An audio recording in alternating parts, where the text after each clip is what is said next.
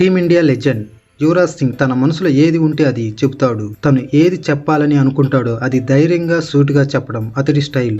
Retirement తర్వాత భారత cricket కు దూరంగా ఉంటున్న ఈ దిగ్గజ ఆల్రౌండర్ శుభ్మన్ గిల్, అభిషేక్ శర్మ లాంటి యంగ్స్టర్స్ కు కోచింగ్ ఇస్తూ మెరికల్ లా తీర్చిదిద్దాడు.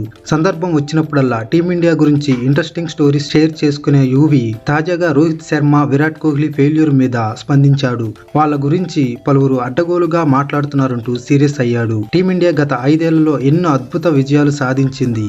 ఆస్ట్రేలియాలో వెంటనే 2 సార్లు సిరీస్ సొంతం చేసుకుంది. కంగారు గడ్డ మీద బ్యాక్ టు బ్యాక్ సిరీస్లు నెగ్గిన టీం ఉంటే చూపించండి. ఈ ఘనత సాధించిన మరో జట్టు లేదు. రోహిత్ శర్మ, విరాట్ కోహ్లీ ఈ జనరేషన్ లో అత్యుత్తమ ఆటగాళ్లు. కానీ ఇప్పుడు వాళ్ళ గురించి చాలా చెడ్డగా మాట్లాడుతున్నారు. అది కరెక్ట్ కాదు. భారత జట్టుకు వాళ్ళిద్దరు అందించిన సేవలు, గెలిపించిన ట్రోఫీలు, బాదిన పరుగులు మర్చిపోకూడదు. ఓడినంత మాత్రాన ఇలా విమర్శిస్తే ఎలా? మన ఆటగాళ్లంతా నా ఫ్యామిలీ, వాళ్ళకు సపోర్ట్ చేస్తూనే ఉంటా. ఆసీస్ చేతిలో భారత ఓటమిని అభిమానులు జీర్ణించుకోలేకపోతున్నారని, కానీ వాళ్ళకంటే ఎక్కువ బాధ టీమిండియా ప్లేయర్స్ కు ఉంటుందన్నాడు.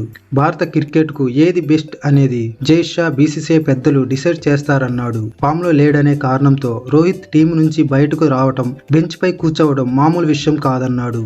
టీ20 వరల్డ్ కప్ ను దేశానికి అందించిన కెప్టెన్ టీం కోసం ఈ పని చేయటం గొప్ప విషయం అన్నాడు. బీజీటీ ఓటమి కంటే కూడా న్యూజిలాండ్ చేతిలో వైట్ వాష్ అవ్వటం తీవ్రంగా బాధించిందని పేర్కొన్నాడు. ఆసీస్ పై గత సిరీస్ లో గెలిచాం కాబట్టి ప్రస్తుతం ఓటమిని భూతద్దంలో పెట్టి చూడాల్సిన అవసరం లేదన్నాడు యువరాజ్ సింగ్.